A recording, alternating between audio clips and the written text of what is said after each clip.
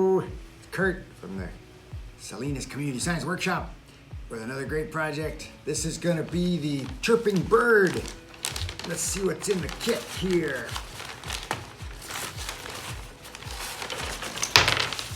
Oh, all kinds of little things. Don't lose any of it.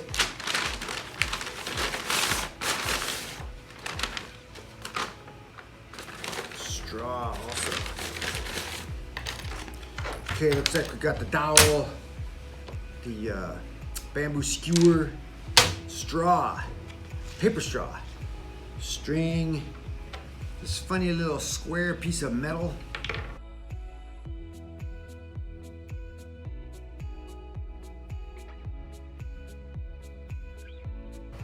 googly eyes, and a nail, as well as the piece of paper. So you can see on the piece of paper that you're gonna first cut off the tail up at the top. Chop it right off. And then this other line here, you don't cut, you fold it. When you fold it, you start to see this bird emerge. This is the chirping bird. And you want to fold right on the line, even if it doesn't come together nicely at the top, you're gonna fold right on that little line, and that'll make the bird come out right. Not that important, the shape of the bird. In fact, you can make it a different shape if you want, but this is about the size you want. It has to be a separate little head with a little eyeball or a little hole there where you'll put the string through.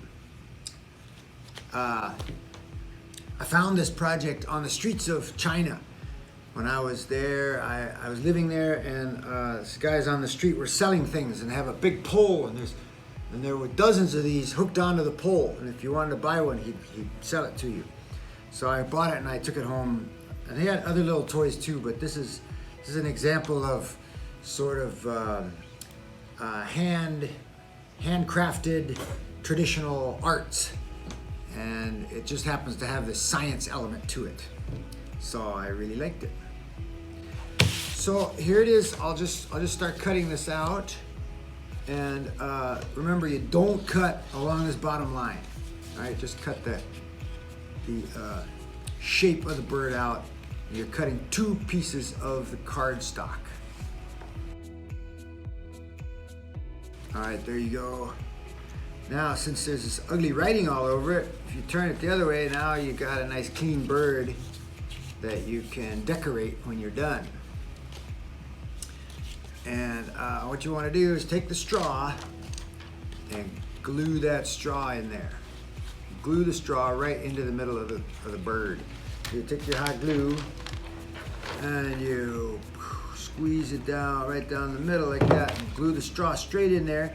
Little bit sticking over the front and the rest sticking over the back, just about like that.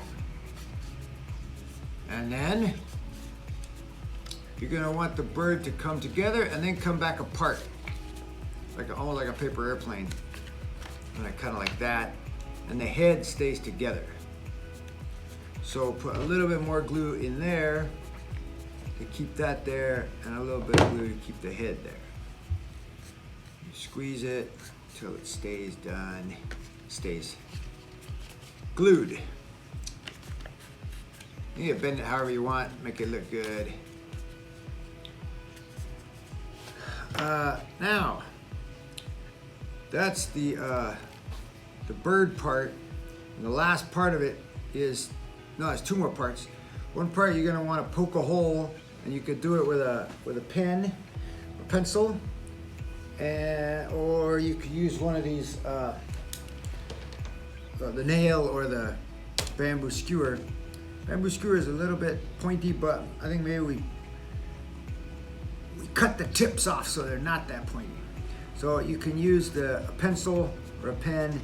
You poke a hole right where the bird's eye should be, right around where the eye should be. All right, and that's where you're gonna tie the nail or tie the string on. And the other thing you're gonna do is you're gonna get the little nail and you're gonna glue that right on the front of the bird. So it's sticking off towards the front and coming out further than the straw. All right, so you're gonna want to put a little bit of glue there,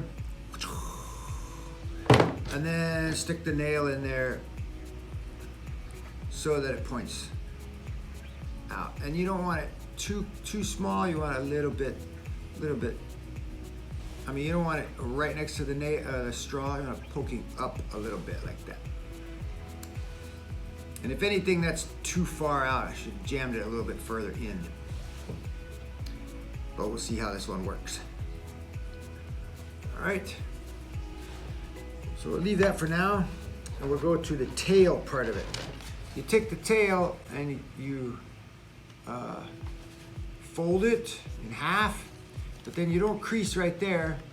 You turn it to the side. Make it like this. Make the two opposite corners come together. So you crease it tightly right there. So it's like that. And then you poke another hole, or you can do it with the scissors, right in the middle of that line that you fold it on. All right, and then you stick the tail, the not sharp end of the bamboo skewer through that hole. Now you're gonna glue it on the inside here, right there. And then you want this thing straight across there. You want that like 90 degrees, perpendicular, right across. See, the tail comes up and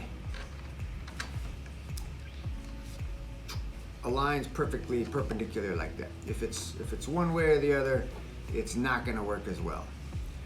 So as soon as it's done there, you can open these things up. So one goes one way and one goes the other way. That's the way you want it. All right, then you stick this in from the back of the bird like this. Make sure it spins nicely. And we're gonna put the front on. The front is this funny little square piece of metal, and it goes through the hole with the bulgy part in front. So the thing has got a little bulge on one side, and it's got a little groove on the other side. You want the bulge in the front. So the nail can drop into the groove, like that. All right. And then once you've got that, it should stop right there. If it doesn't, if it slides on by, don't worry. You can just hold it right where it's supposed to be, and then you glue it again on the front like this.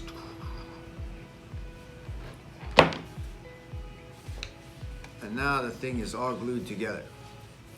You want that one also perpendicular, straight across there, so that it doesn't wobble. It's straight with, or perpendicular to the bamboo skewer. All right, we're almost done. Now we're gonna get our stick, we're gonna swing it around with. You're gonna put the string through the eye. By the way, this is not anatomically correct. The bird has a tail that spins around and around that's not really connected to its body. It's got a string going through its eyeball, but hey, it's cute. And this is not a biology project, it's a physics project. At the same time, we're hearing that sound, and we're hearing it with our ears, just like birds make sounds that we hear with our ears, and birds hear sounds with ears. So there's always a biological connection. Okay, so there's the string, and then you don't want it very long. You only want it like this long, and then you tie it onto the end of the stick. You could tie it any way you want, any kind of a knot you want, and then so that it doesn't fall off the end of the stick, you can glue it. Just glue that knot right on there.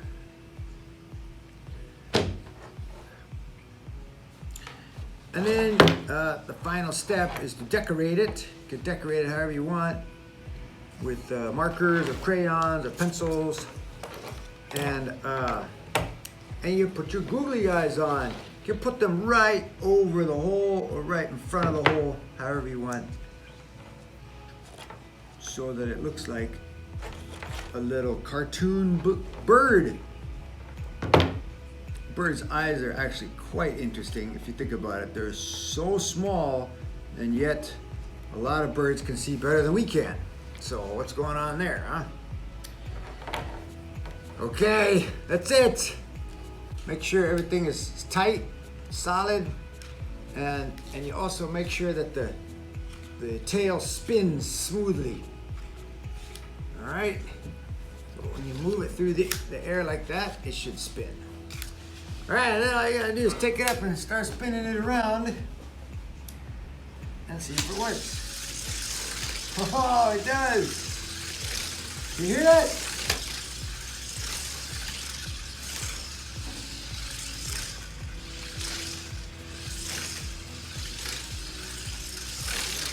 I hear it chirping. Why is it chirping? Well, that little nail we put on there is making the sound. Look at what's happening there. The little nail is dragging along there. It's kind of scraping and bumping and scraping and bumping. And we get a sound. And that kind of motion has a special name. You might think, it's scraping along, that's nothing special. But no, it is special. It's called the stick slip motion, or you could also call it the strike slip. And it's common in several areas of science, the strike slip.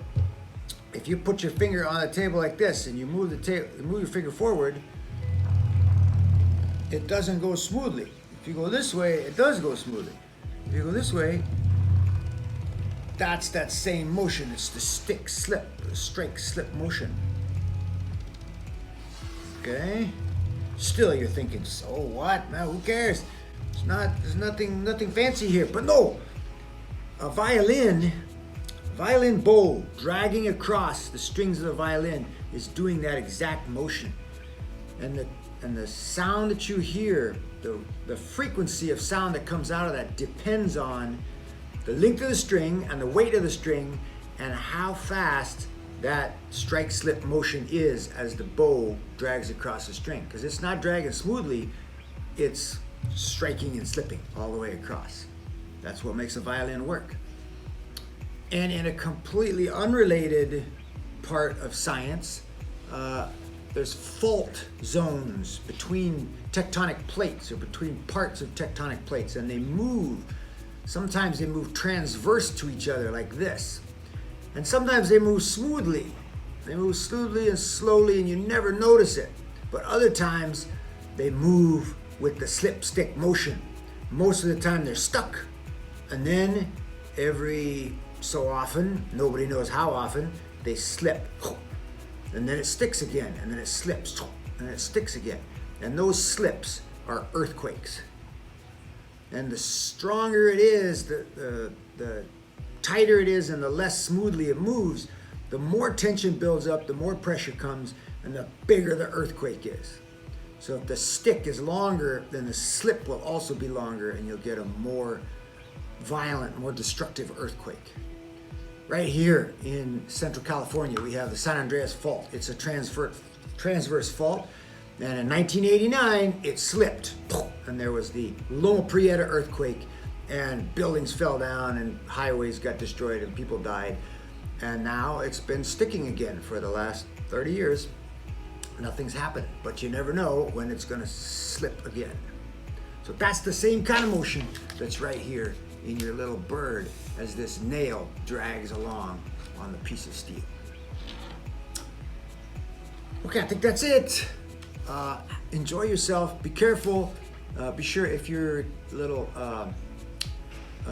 bamboo skewer has a point on it, you can chop the point off with scissors or with your cutters. And the nail, if the nail slips out and is sticking out forward, gotta fix that. You can't be swinging this around with a nail poking out the front, all right? All right, good times.